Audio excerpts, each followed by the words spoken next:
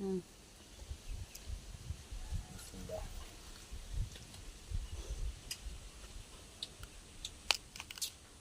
মজা স্পট আমার গাছের খুব সুস্বাদু এগুলো দিয়ে আমি ব্লেন্ডার করে জুস বানাবো আগে একটা খাই টেস্ট করলাম কেমন তো মাশাআল্লাহ অনেক খুব মজা খুব ভালো হয়েছে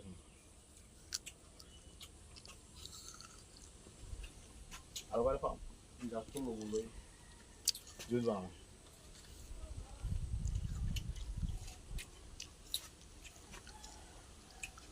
কিছু শ্বশুরবাড়িতে হারাম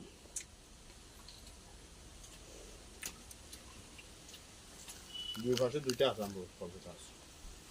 খুব ভালো লাগে